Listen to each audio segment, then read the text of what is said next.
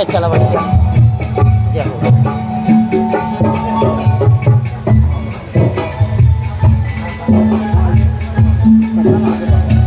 एक तो भजन कर देवे।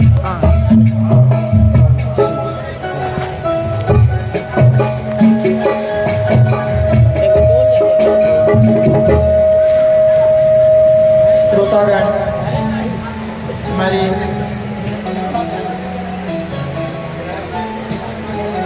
श्रोतागण, भगवान श्री कृष्णचंद्र की दिव्य कथा को हम आगे बढ़ाएंगे। इसके पूर्व जो हमारे सूरतलाल राठिया जी हैं, जो टोंडी से आए हैं, 2 मिनट का संबोधन हमारे समाज को देंगे। फिर हमारे संगीत विभाग से एक छोटा सा भजन होगा, फिर उसके बाद आगे बढ़ेंगे। सूरतलाल जी राठिया। बोलो कृष्णचंद्र भगवान की जय। देव के सुतम देवम वंश चारुर मंत्रम श्री परमानंदम जगद्गुरु। बोलो कृष्णचंद्र भगवान की जय। आप देव के देव ब्रह्मजनम गोपी विहार वर्धनम माया पूतनादि अवतारम गोवर्धनम धारणम कुंती सुपालनम ग्रंथ क्षेत्रम कारो आदिहनम एतत् श्रीमद् भागवत कथा अमृत। बोलो कृष्णचंद्र भगवान की जय। आज के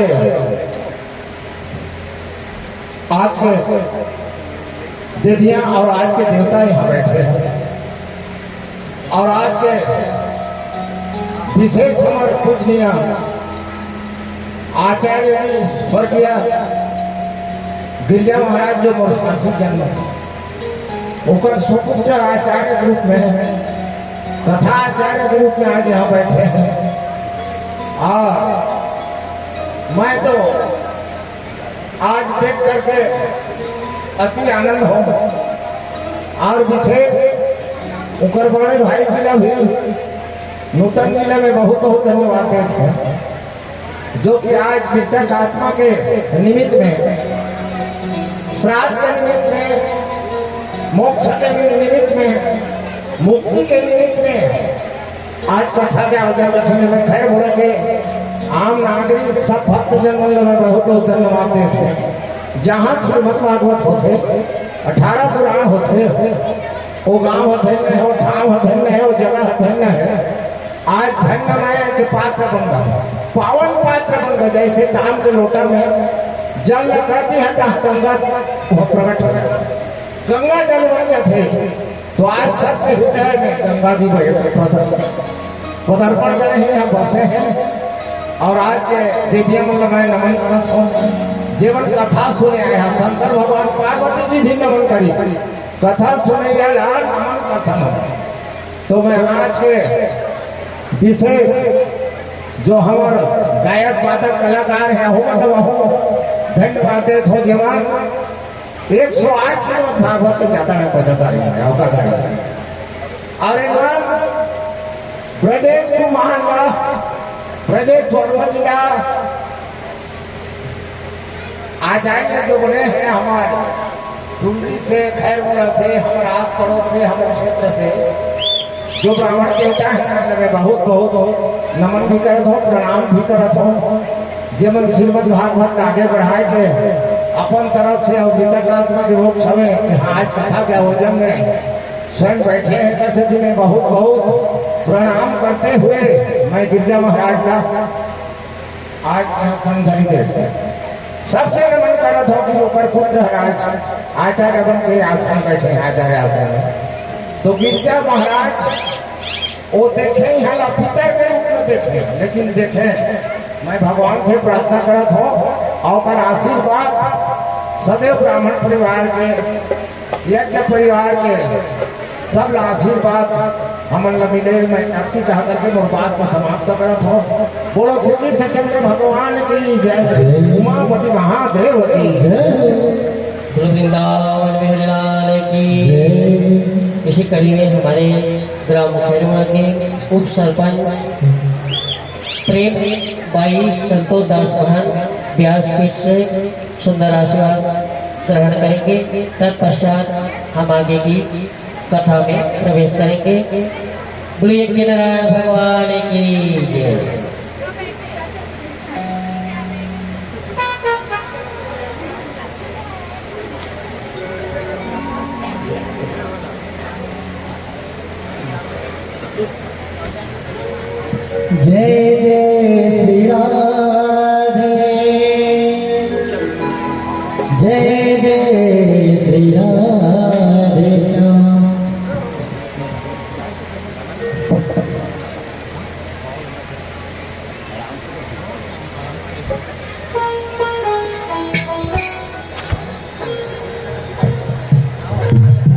नहीं आपकी कृपा से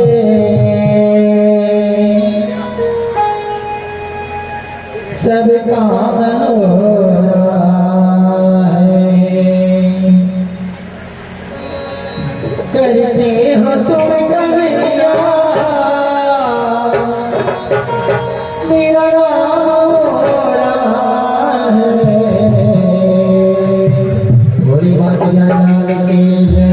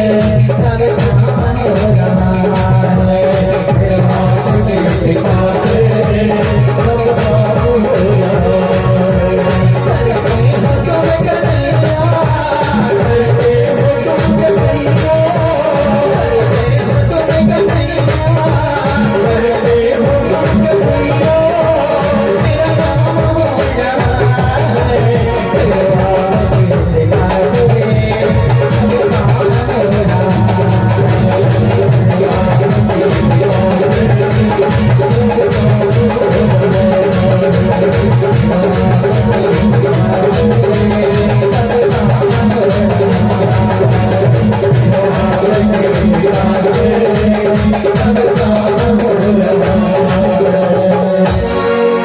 जय श्री राधे, जय जय श्री राधे, जय जय श्री राधे। श्रोतागण, पर बहुत ही ज्यादा सुंदर भजन के उपरांत हम आगे की कथा को पढ़ा रहे हैं। हमारी आज की जो कथा में मुख्य रूप से सुदामा की कथा और भगवान के ब्रह्म ज्ञान से संबंधित कथा आज की कथा में है। ब्रह्म ज्ञान की कथा को सुनने के पहले थोड़ा सा ब्रह्म के स्वरूप को जानना है, तभी ये स्थिति स्पष्ट हो पाएगी। भगवान श्री कृष्ण के द्वारा वसुदेव जी को ब्रह्म ज्ञान का उपदेश दिया गया है एवं उसके उपरांत देवकी माता के 6 पुत्रों को वापस लाते हैं। क्योंकि वसुदेव हैं स्वयं में योग शक्ति से प्रवीण हैं। सुबह सुबह जब भगवान की दिनचर्या में अभी मैं कुछ समय पूर्व यह बताया था, भगवान सुबह उठते हैं और जाके अपने माता पिता और गुरु को हृदय से नमन करते हैं। इसके उपरांत उनकी आगे की दैनिक क्रियाकलाप बढ़ती है। भगवान श्री कृष्ण और दाऊ जी वसुदेव जी को प्रणाम करने जाते हैं। वसुदेव जी उनको बोलते हैं कि हे सच्चिदानंद स्वरूप श्री कृष्ण महायोगेश्वर बलराम जी, मैं जानता हूँ आप सनातन हैं और इस संपूर्ण सृष्टि के कर्णधार हैं, ये बात मुझे मालूम है। उनको ये बात इसलिए भी मालूम है कि जन्म के समय ही वो जो अवतार लेते हैं भगवान, उस समय अपना चतुर्भुज से दिव्य रूप दर्शन कराते हैं और उनको लेकर के गोकुल जाते हैं। सारी कथाओं से वो अवगत हैं, जान रहे हैं। बीच बीच में जो माया है, मायापति की माया व्याप्ति है। ये तो सृष्टि का नियम है कि सुखदेव मुनि जी को छोड़ करके यहाँ और भगवान जगदीश्वर है। जगदीश्वर तो सबसे ऊपर उठ करके हैं। जो पैदा हुए हैं उसमें सुखदेव मुनि छोड़ करके हर किसी पर माया का प्रभाव रहता ही है। सुखदेव मुनि पर इसलिए नहीं था क्योंकि वो 12 वर्ष तक गर्भ में थे और शर्त के बाद ही धरती में आए थे कि परम पिता की परमात्मा का जो माया है, मायापति का, वो मुझ पर व्याप्त नहीं होगा, तभी वो आए थे। बाकी हर किसी में माया व्याप्ता है। तो यहाँ पर वसुदेव हैं, उन पर भी बीच बीच में माया का प्रभाव रहता है, परंतु यहाँ पर वो बोलते हैं कि हे जगदीश्वर कृष्ण, वो पुत्र के रूप में आए, फिर भी हाथ जोड़ते हैं। जैसा जन्म होते समय प्रणाम किए थे वैसे ही यहाँ पर आता है, हे महायोगेश्वर बलराम जी, अनेक जन्म के शुभ कर्म के परिणाम स्वरूप और प्रारब्ध के दिव्य फल स्वरूप मैं आप लोगों को पाया हूँ और आप लोग मेरे घर में आए हैं। इस बात को मैं भली भांति जानता हूँ। वचोह सवः समेतार्थं तारतदुपमन्मने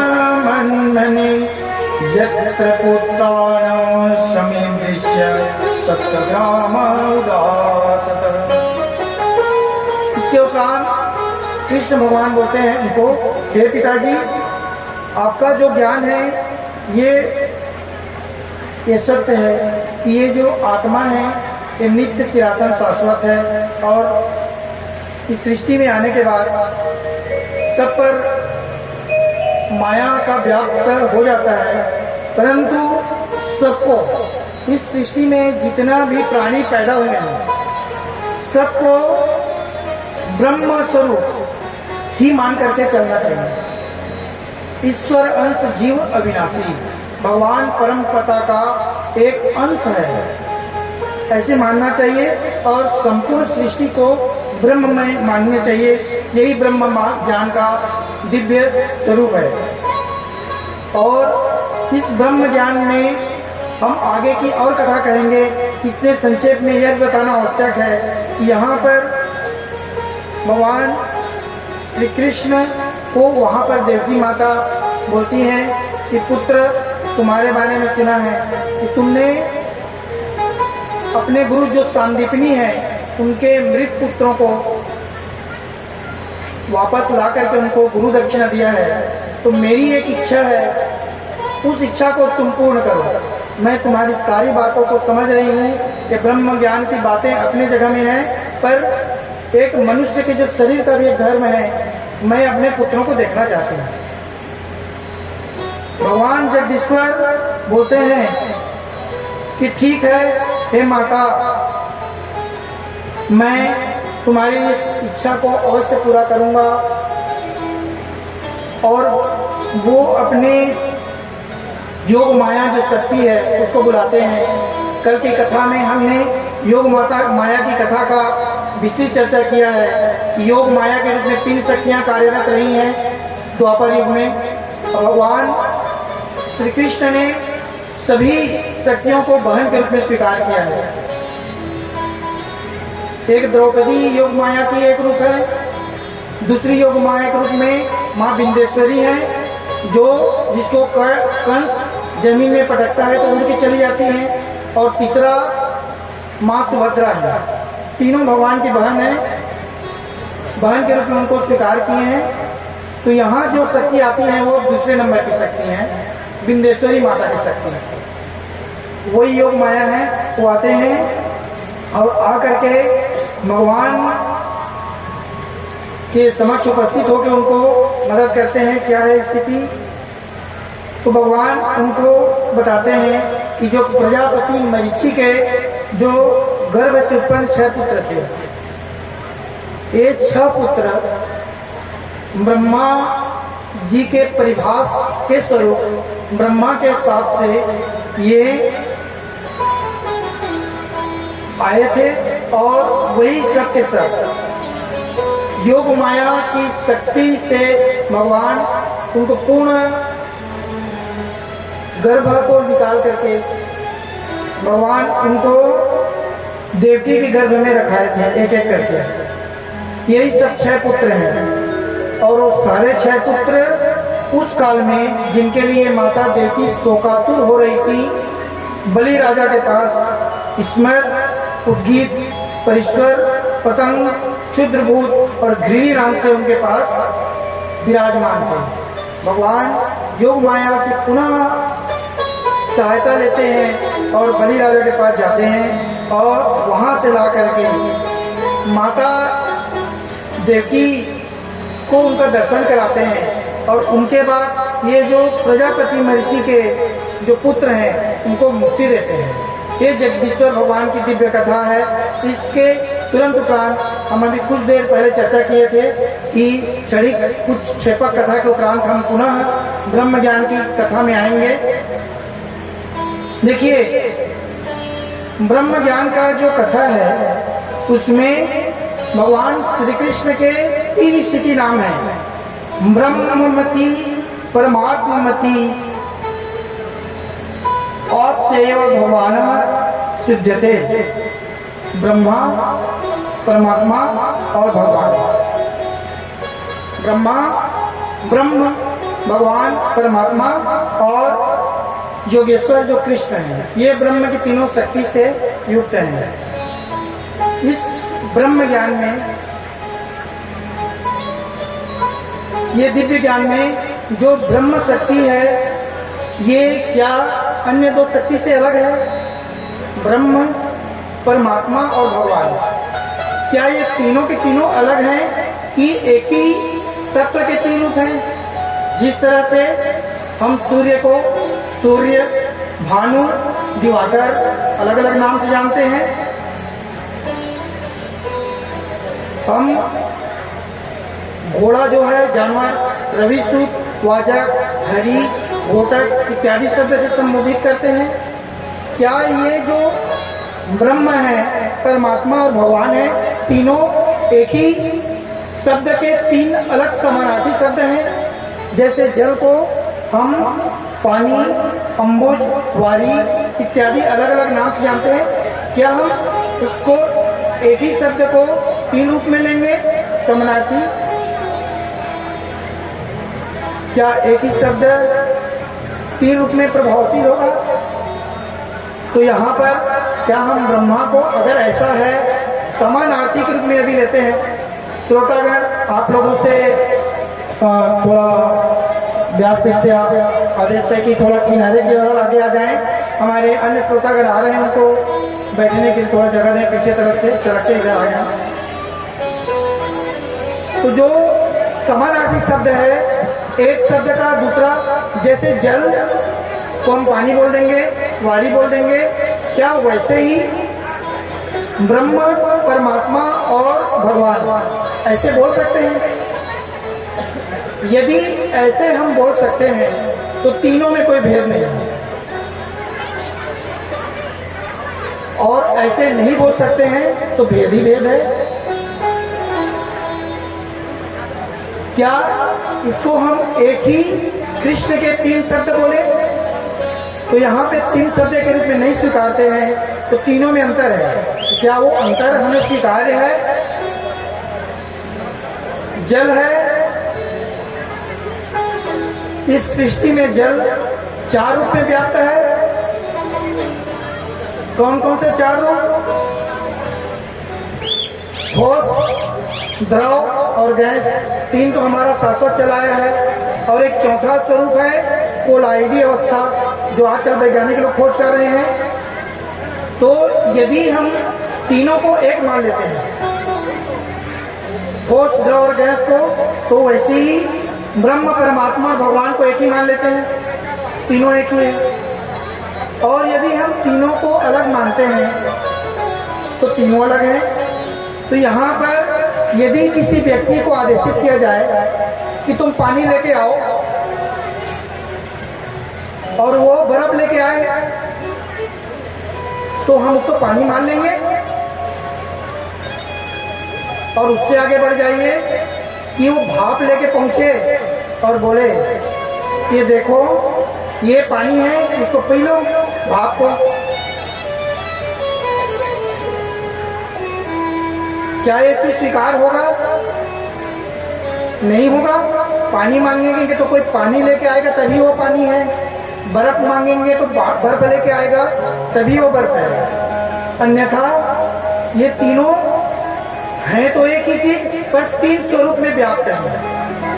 ऐसे ही परमपिता परमात्मा ब्रह्म, परमात्मा और भगवान के रूप में व्याप्त है, अलग अलग। यदि उसके दिव्यता में जाए तो तीनों एक हैं, और उसके लक्षण में जाए तो तीनों भिन्न हैं। जिस तरह से एक गिलास पानी ले लेते हैं और उसको मैं बोलूं कि गिलास आधा भरा है, वो भी सत्य है, और आप कहें कि गिलास आधा खाली है, वो भी सच है। दोनों में कोई भेद नहीं है। तो यहाँ पर जो जल का उदाहरण है, यदि पानी को 0 डिग्री सेंटीग्रेड में जमा दिया जाए तो वो बर्फ है, और क्वथनांक जो साइंस में जानते हैं 100 डिग्री सेंटीग्रेड तापमान में उसको गर्म कर देते हैं तो वो भाप है, पर है एक ही चीज। तो यहाँ उसी का उदाहरण लेके आगे बढ़िए कि भगवान जो ब्रह्मा, परमात्मा और भगवान, ये तीन शब्द में तीनों को हम एक ही भगवान के रूप ही हैं, परंतु तीनों का जो लक्षण में तीनों भिन्न है। कैसे भिन्न है? तीनों का जो रूप है, तीनों की जो प्राप्ति है, शक्ति, पावर अलग अलग है। ब्रह्म है, वो ब्रह्म की जो शक्ति है, ब्रह्म की शक्ति क्षणिक है, वो उसको हमारे जो ज्ञाता लोग हैं उसको निर्विशेष शक्ति के रूप में उसको स्वीकारते हैं। निर्विशेष शक्ति के रूप में स्वीकारते हैं। तो ब्रह्म में शक्ति है, पर वह शक्ति निर्विशेष है। उसमें कुछ हमारे इस संपूर्ण सृष्टि में बहुत से ऐसे विद्वान हुए हैं, वो विद्वान ब्रह्म की जो शक्ति है उस शक्ति को निर्विशेष कहते हैं,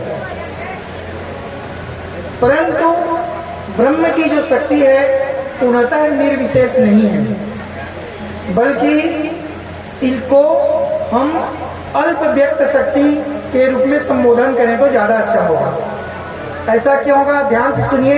ये ब्रह्म ज्ञान का जो गुण तत्व है, गाना बजाना तो बहुत सुने हैं, जो थोड़ा सा गुण रहस्य को सुनिए। आगे श्रीमद् भागवत में हमारे जो सुदामा कथा उसमें गाना वाना करेंगे हम लोग, अभी गुण ज्ञान को सुनिए। तो ये जो ब्रह्म है उसको अल्प व्यक्त शक्ति के रूप में है, शक्ति उसमें है। अव्यक्त शक्ति कहना उसका पूर्ण शक्ति का भान नहीं होना है। तो जो ब्रह्म की जो शक्ति है अल्प व्यक्त शक्ति है, शक्ति उसमें है, उस शक्ति का प्रादुर्भाव वो करने में असमर्थ है, इसीलिए इसको निर्गुण, निराकार इत्यादि रूप में संबोधित करते हैं। और इसको पाने वाला जो व्यक्ति है वो उसको बोलते हैं ज्ञानी।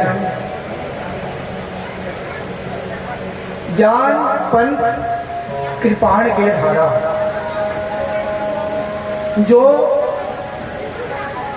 ब्रह्म का शक्ति को जो पाने वाले भक्त, जो प्रयासरत प्राणी हैं, जो इस सृष्टि में जन्मे हुए हैं, इसको हम बोलते हैं ज्ञानी। और ज्ञानी का जो मार्ग है वो कृपाण का मार्ग है, ज्ञान पंथ कृपाण के द्वारा। तो इस मार्ग से जाने में कृपाण जो तलवार के ऊपर चलकर जाना है, परंतु ये भी एक मार्ग है। यदि कोई व्यक्ति कहे कि मुझे कहीं तक पहुंचना है जल तत्व से होते हुए, तो उसको जाने के लिए तैर के जा सकता है, नाव से जा सकता है। कोई बोले कि तुम नाव से चले जाओ, तो ज्ञान मार्गी बोलेगा कि मैं उसका शोध करूंगा और शोध करने के उपरांत उस परम तत्व तक पहुंचूंगा, मैं अपने दम पे पहुंचूंगा। ये ज्ञान मार्ग है। और ज्ञान मार्ग में भी सत, चित और आनंद तीनों तत्व विद्यमान है। ये है, परंतु ये इसमें लीला तत्व नहीं है, वो आकार के रूप में अपने आप को अभिव्यक्त नहीं कर पाता, इसीलिए ये निर्गुण निराकार है। परंतु इसको अशक्ति के रूप में परिभाषित करना ब्रह्म का अपमान होगा।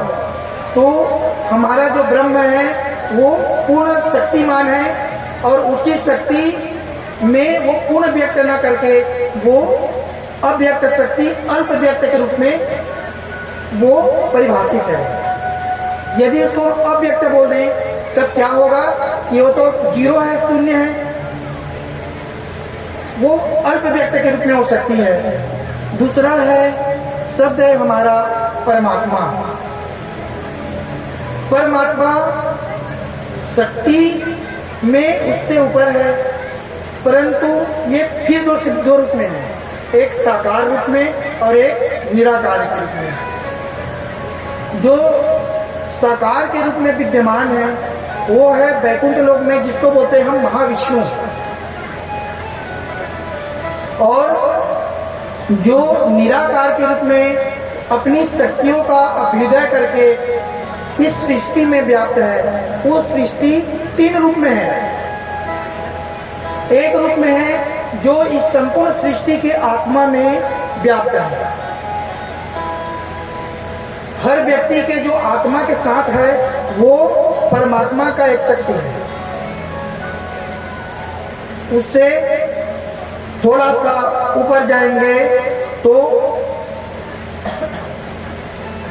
ब्रह्मांड में वो व्याप्त है, और उससे भी आगे इसकी शक्ति को आगे बढ़ाने की कोशिश करेंगे कि ये अनंत कोटि ब्रह्मांड में अपने संपूर्ण चराचर में ये अपने शक्ति से वो परिभाषित हैं।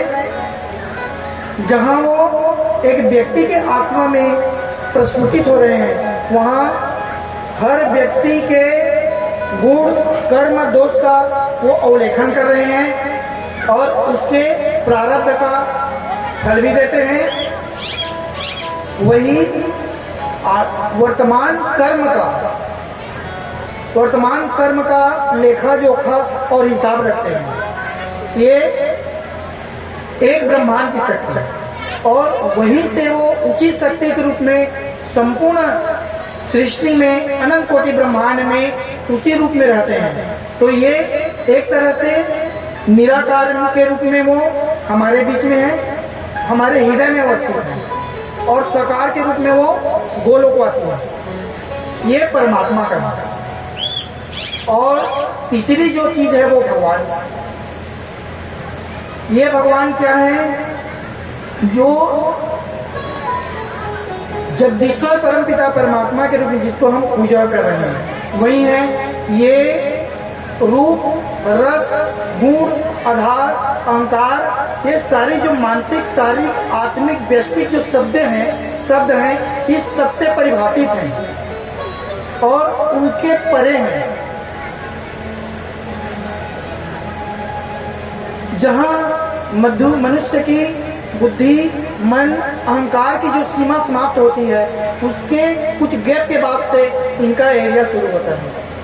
ये जगदीश्वर कृष्ण है जो परम पिता परमात्मा के रूप में संपूर्ण सृष्टि में व्याप्त हैं और जो हम ब्रह्म और जो परमात्मा बोले हैं उनमें भी ये परिलक्षित हैं। तो ब्रह्म है लक्षण के रूप में परमात्मा और भगवान से पृथक हैं। ब्रह्म में अल्प व्यक्त शक्ति है, परमात्मा में दो रूप में है। तो पहला रूप साकार रूप में वो लक्ष्मी के साथ महाविष्णु जो गोलोक धाम में वास करते हैं, और निर्गुण निराकार के रूप में वो हम लोगों के बीच में है। आत्मा में जो 24 घंटे पूर्व कर्म के फल को वो देते हैं और हृदय में अवस्थित होकर के उनको आगे के कर्म करने के लिए प्रेरित करते हैं। इसीलिए जो तीव्र प्रारब्ध है किसी का नहीं कर पाता। जैसे जन्म मरण विवाह गति सोई, जहाँ लिखा विदित तस होई। ये वही परमात्मा है, उसको फल देने के लिए हृदय में अवस्थित होकर के उस कार्य को करने के लिए प्रेरित करते हैं। तीसरी जो भगवान की जो शक्ति है वो जगदीश्वर भगवान की ये आकार गुण लीला के रूप में हमारे सामने प्रकट होते हैं। और ये वैसे शक्ति के रूप में प्रकट होते हैं कि बिनु पुत्र चले करे बिनु पद चले सुने बिनु काना, कर बिनु कर्म करे बिनु नाना। ये कौन सा हुआ? निराकार कर्म है। और वहीं सगुण साकार के रूप में कृष्ण बन जाते हैं, लीलाधारी बन जाते हैं, राम बन जाते हैं। हमने अवतार के क्रम में देखा कि 24 अवतार अलग अलग लिस्ट में 22-23 देखे, 10 अवतार की चर्चा किए, सब किए, तो वो सगुण साकार के रूप में किए। तो ये दोनों रूप में परिलक्षित होते हैं। हमारा जो भगवान है वो जगत भी है, जगत का सृष्टिकर्ता भी है, संपूर्ण जगदीश्वर है, संपूर्ण सृष्टि का स्वामी है। और यही हमारे बीच में जो भागवत कथा के जो प्रश्न का एक उत्तर है कि भगवान इस धरती में किस रूप में आते हैं, वो लीलाधारी के रूप में आते हैं, लीला के रूप करते हैं हमारे बीच में। हमको लगता है कि ये हमारा सखा है, हमारा मित्र है। और जो गोपनीय जो आई थी 16,108 रानी को कथा सुने, ये सब उनको कोई पति समझ रहा है, कोई भाई समझ रहा है, कोई मित्र समझ रहा है। रेचा केंदा दामा श्रीरामा सुदामा सब जो है मित्र, सब अपना मित्र समझ रहे हैं। ये वही जगदीश्वर प्रभु हैं जो सृष्टि बनते भी हैं और सृष्टि को बनाते हैं। और यही ब्रह्म और परमात्मा को परिभाषित करते हैं। मतलब ब्रह्म अल्प व्यक्त शक्ति के रूप में है, वो कभी नहीं बदलता। परमात्मा उससे थोड़े आगे व्यक्त शक्ति है, वो भी अपरिवर्तनीय है। और ये लीलाधारी के रूप में हमारे बीच में आते हैं। और इसका जो स्वरूप है, जब तक जगदीश्वर कृष्ण के शरण में नहीं जाएंगे तब तक उस परम पिता, चाहे कोई भी रास्ते से जाएं, आप ब्रह्म को बोले या परमात्मा बोले या भगवान बोले, वहां तक नहीं जा पाएंगे। तो किसी भी रूप में जो ब्रह्मांड के जो लीला के रूप में जितने भी धाम हैं, सब में माया का प्रसार नहीं है। उसके बाद में गोलोक धाम, उसके नीचे के धाम तक नहीं है। बाकी सृष्टि में आने के बाद जो धरती, यहाँ पर पूर्णतः माया व्याप्त है। और जैसे ही कोई व्यक्ति चाहे कितना भी ज्ञानी रहे, आने के बाद माया व्याप्त लेता है। हमने पूर्व कथा में सुना, जड़ भरत माया से व्याप्त थे, परंतु उनको पूर्व जन्म की स्मृति व्याप्त थी, तो उनको लगा कि हम ऐसी स्थिति में अगर पुनः माया मुक्त में लिप्त होते हैं तो परम सत्ता को नहीं प्राप्त करें करके वो निर्गुण रूप में रहे, यहाँ पर के बिल्कुल पड़े रहते थे और अंत में भगवान को प्राप्त किए। तो ये जो ब्रह्म ज्ञान का जो स्वरूप है, ये अंततः इसका सारे है कि सृष्टि में जितने भी प्राणी हैं वो ईश्वर के ही अंश हैं और ईश्वर के अंश के रूप में ही वो अलग अलग भूमिका में कार्य करते हैं। और परम पिता परमात्मा को पाना हर प्राणी का अंतिम लक्ष्य है। भगवान जगदीश्वर कृष्ण के आराधना के उपरांत ही योगी, ज्ञानी इत्यादि परम तत्व तक जाते हैं। तो ब्रह्म को पाने वाला ज्ञान मार्ग से जाता है, ज्ञानी परमात्मा को पाने वाला योगी हठ योग करते हैं और भगवान को पाने वाला भक्ति करता है। श्रीमद् भागवत का उद्देश्य भक्ति मार्ग से भगवान को पाना है और जगदीश्वर शरण में जाने के उपरांत ही आपको ब्रह्म इत्यादि अन्य शक्तियाँ प्राप्त होंगी। इस तरह से हमारा जो ब्रह्म ज्ञान का कार्य पूर्ण होता है। इस क्रम में एक और बात आती है कि हमको ब्रह्म या भगवान परमात्मा तक जाना है, तो हमने कहा कि श्री कृष्ण भगवान के शरणागति होने के उपरांत ही आपको ब्रह्म परमात्मा भगवान जो भी रास्ते से जाएंगे वो सब मिलेगा। तो इसीलिए भगवान गीता में कहते हैं, सर्वधर्म परित्यज्य मामेकम शरणं व्रज। सारे धर्मों का परित्याग कर दो और मेरे शरण में आ जाओ, और तुम एक कदम बढ़ोगे तो मैं 10 कदम तुम्हारे पर पीछे बढ़ूंगा, तुम्हारे तरफ आऊंगा और तुमको ही नहीं बल्कि तुमसे जुड़े हुए लोगों को भी मुक्ति प्रदान कर दूंगा। जय जय श्री राधे, जय जय श्री राधे, जय जय श्री राधे। श्रोतागण, अभी ये ब्रह्म ज्ञान की कथा सुने हैं तो कुछ लोग बोर भी हो रहे हैं, तो हम एक छोटा सा भजन आपको सुना दे रहे हैं ताकि थोड़ा सा आप लोग की एनर्जी भी आ जाए। फिर आगे हम हमारे जो मुख्य कथा आज का इसको श्रवण करेंगे।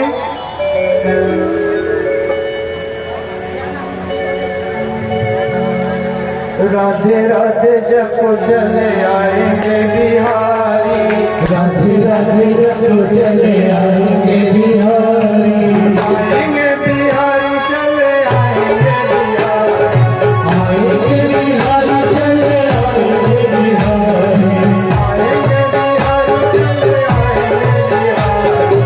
आएंगे बिहारी चले आएंगे बिहारी, आएंगे बिहारी चले आएंगे बिहारी। राधे राधे राधे राधे जप चले आएंगे बिहारी, राधे राधे जप चले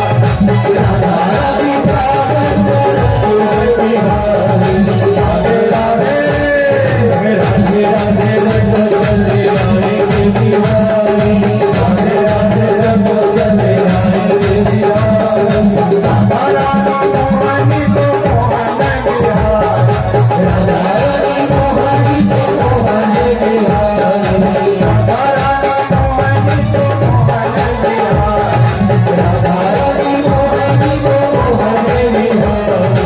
राधे राधे राधे राधे रंगो चले राधे राधे रंगो चले आएंगे बिहारी, आएंगे बिहारी चले आएंगे बिहारी, आएंगे बिहारी चले आएंगे बिहारी। राधे राधे राधे राधे रंगो चले आएंगे बिहारी, राधा रानी चंचल बिहारी, राधा रानी भोली है तो चंचल बिहारी, राधा रानी भोली चंचल बिहारी, राधा रानी भोली तो चंचल बिहारी। राधे राधे राधे राधे रंगो चले आएंगे बिहारी, राधे राधे रंगो चले आएंगे बिहारी, राधे रंगो चले आएंगे बिहारी, राधे राधे रंगो चले आएंगे बिहारी, राधे राधे रंगो चले आएंगे बिहारी। जय जय श्री राधे। जय जय श्री राधे, जय जय श्री राधे श्याम। श्रोतागण, आगे की कथा में भगवान द्वारकाधीश की जो परम सखा सुदामा की कथा है।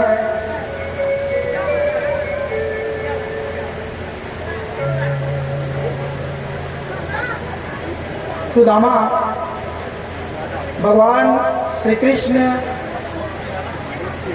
जब अपने गुरुकुल को जाते हैं तो गुरुकुल में जो सबसे करीबी मित्र जो हैं वो हैं सुदामा जी। वो उनके साथ मित्रता और पूर्ण संपूर्ण शिक्षा, आप लोग उज्जैन जाएंगे, आप लोग गए भी होंगे बहुत लोग, तो देखेंगे वहाँ पर सांदीपनी आश्रम है। उस आश्रम में जितनी शिक्षा प्राप्त की है भगवान अपने परम मित्र सुदामा के साथ और बलदाऊ के साथ, तो सब सारे सर्प विद्या, चारों वेद, 6-7 ऋग्वेद, यजुर्वेद, सामवेद, अथर्ववेद, 6 शास्त्र, शिक्षा, तर्क, व्याकरण, निरुक्त, छंद, ज्योतिष, संगीत शिक्षा, जितनी भी विद्या है सृष्टि में सबको सीखे थे वहाँ पर। वो सबका एक एक का वर्णन है, आप लोगों को कभी जाने का अवसर मिले तो देखिएगा सांदीपनी आश्रम। वहाँ से आने के बाद भगवान श्री कृष्ण आगे अपनी लीला करते करते द्वारकाधीश बने हैं और जो सुदामा है वो अपने पत्नी के साथ रहते हैं। एक तरह से आज के शब्द में बोला जाए तो दरिद्र वाला शब्द है, परंतु हमारे श्रीमद् भागवत में उसके लिए जितेंद्रीय शब्द उपयोग किया गया है। प्रशांत आत्मा ब्राह्मणो ब्राह्मण वित्तम, मतलब परम ब्रह्म जो श्रेष्ठ जो ब्राह्मण रहते हैं उसका श्रेष्ठ ज्ञानी के रूप में इनको परिभाषित किया गया है सुदामा जी को। और दरिद्र शब्द दरिद्रासीदमाना सावेपमाना विगम्य, जो दरिद्रा जो शब्द है वो उनकी पत्नी सुशीला के लिए इस शब्द का उपयोग किया गया श्रीमद् भागवत में। इस तरह से भागवत की दृष्टि में दरिद्र उस व्यक्ति को बोलते हैं जो असंतुष्ट रहता है, और जो संतुष्ट है वो गरीब हो सकता है पर दरिद्र नहीं है। दरिद्रो यत् स्व संतुष्ट, भागवत की दृष्टि में असंतुष्ट व्यक्ति ही दरिद्र है। दरिद्रा सिद्ध माना सवेप माना विगम्य च। सुशीला जो सुदामा की प्रधानिनी है उनके लिए इस शब्द का प्रयोग किया गया है। उधर भगवान रुक्मणी के साथ द्वारकापुरी में अपने राज सिंहासन में बैठे हैं और वहाँ से देखते हुए तो बोलते हैं अपनी माता जी से कि श्री कृष्ण और रुक्मिणी का संवाद चलते रहता है। श्री कृष्ण भगवान उनको कहते हैं कि रुक्मिणी मेरे परम भक्त है जो बहुत दुखी है और अकिंचन के रूप में जीवन जी रहा है, अकिंचन के रूप में जीवन जी रहा है।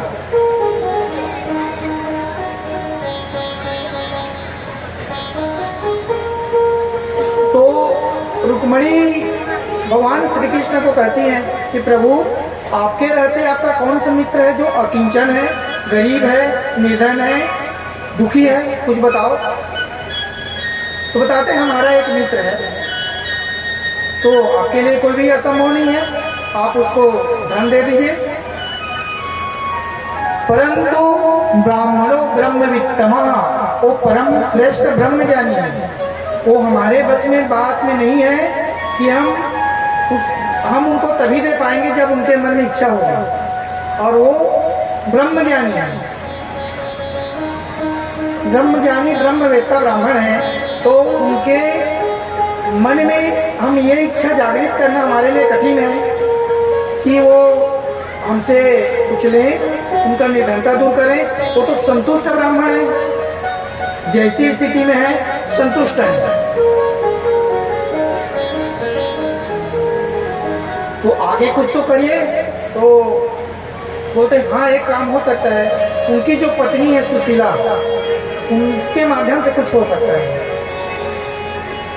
भगवान की प्रेरणा से वहाँ कुछ संत लोग जाते हैं और उनके माध्यम से सुशीला को पता चलता है कि जो द्वारिकाधीश भगवान श्री कृष्ण हैं, उनकी सुशीला के पति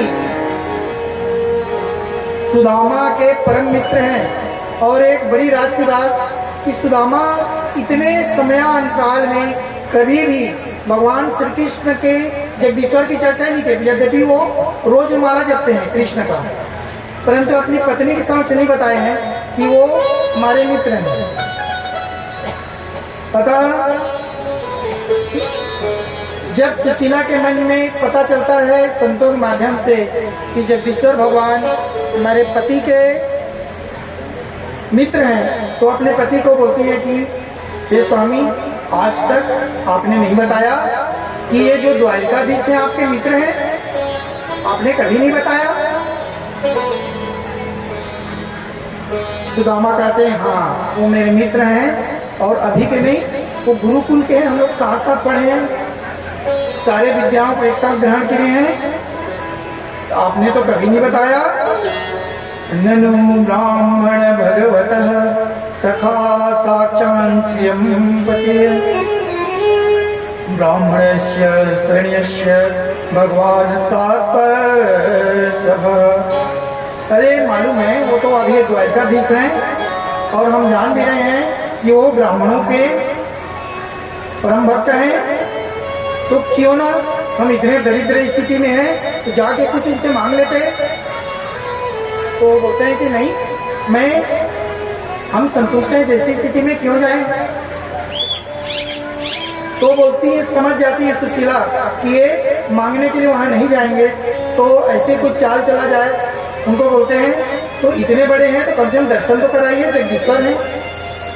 हाँ ये काम हो सकता है, बचपन का मित्र है, जाके देख लेते हैं कैसे हैं, क्या है। बोलते हैं कि मैं दरिद्रता का रोने नहीं जाऊंगा और जरूर उनके पास जाकर के मिलूंगा। तो बोलते हैं कि मैं खाली हाथ थोड़ी जाऊंगा, जो मित्र है, ब्राह्मण देवता है, गुरु है, राजा है, उनके पास खाली हाथ नहीं जाना चाहिए, ये शास्त्र का विधान है। ब्राह्मण, गुरु, मित्र, तो हमारे मित्र हैं, हम ऐसे नहीं जाएंगे कुछ तो अभी तो कुछ है। तो सुशीला को लगता है कि ये इतना राजी हो गए, मतलब आगे की स्थिति भी स्पष्ट है, हमारे जो निर्धनता दरिद्रता है वो खत्म हो जाएगा। अतः वो आसपास से घर जाते हैं और 4-5 घर में जा करके तंदूर जो चावल है उसको मांग के लाते हैं और जो जीर्ण शीर्ण फटी धोती में उसको बांध देते हैं और अपने पति को बोलते हैं। सुशीला को मालूम है कि उनकी निर्धनता ये थी कि बच्चे को भूखे रहना पड़ता था, यही स्थिति थी। तो ऐसी गरीब विषम दरिद्रता की स्थिति में जो चावल पटकते हैं तो जो कनकी जिसको बोलते हैं हम लोग, वही हिस्सा को ले आते हैं और उसको पोटली में बांध देते हैं और उसको देते हैं और उनको अपने पति को कहती हैं कि आप अपने मित्र जान रहे हैं कि ये तो मांगेंगे नहीं, तो मेरा एक संदेश है उनको बता देना। तो कौन सा संदेश है? एक मास द्वैपाक में 2 एकादशी हुए।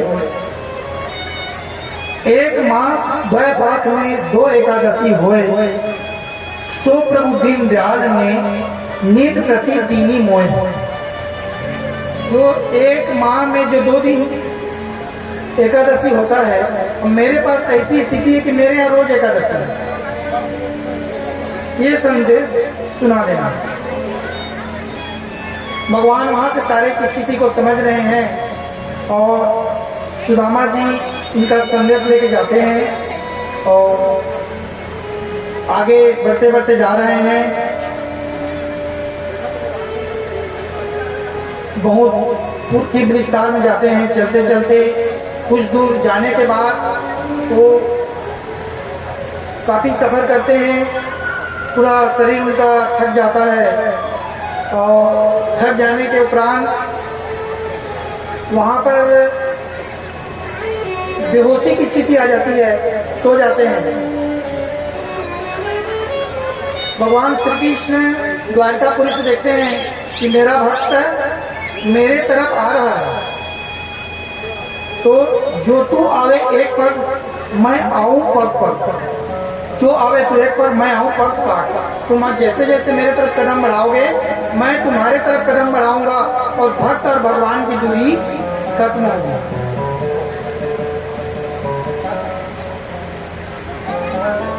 सुदामा जी वहां पर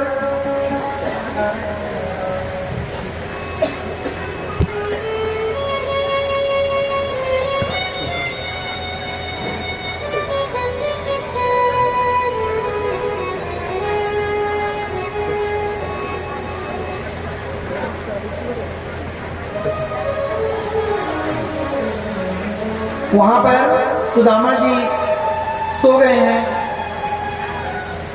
बेहोशी की स्थिति में भगवान श्री कृष्ण चंद्र को पता चल जाता है और वहां से वे योग माया के माध्यम से सुदामा जी को उठा करके द्वारकापुरी ले जाते हैं। सुदामा जी सोए हुए हैं और सोने से जैसे उठते हैं तो उनको लगता है कि हमें कहाँ आ गए।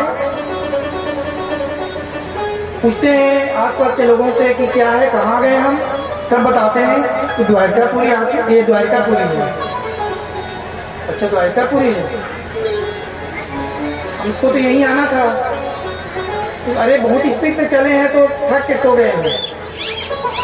कृष्ण कृष्ण कृष्ण कर रहे हैं और आगे बढ़ते हैं और वहाँ के द्वारकापुरी के जो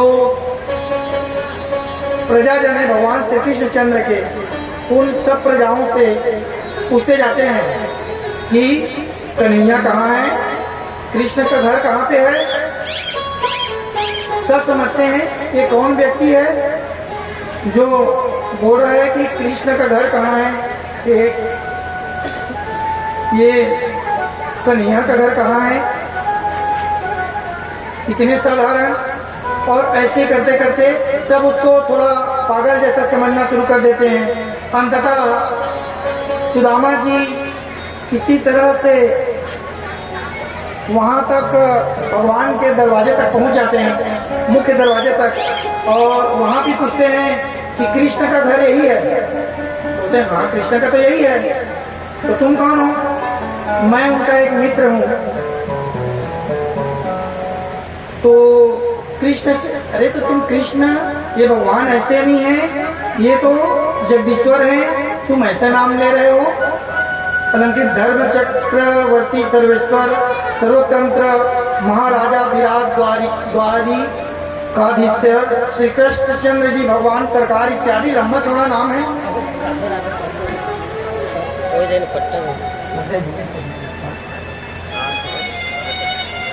मैं तुम ऐसे उनको एकदम साधारण बोलने नहीं जाओ, उनको बोल देना, तुम उनको बोल देना कि तुम्हारा मित्र आया है, सुदामा आया, ऐसे बता देना। और ये इस संदर्भ में हमारे जो सैनिक, हमारे जो संगीत विभाग है, उनको इस संबंध में एक छोटा सा भजन है, थोड़ा साथ देंगे। उनके संदेश को सैनिक लोग पहुंचाते हैं। अरे द्वारपालों कन्हैया से कह दो, अरे द्वारपालों कन्हैया से कह दो,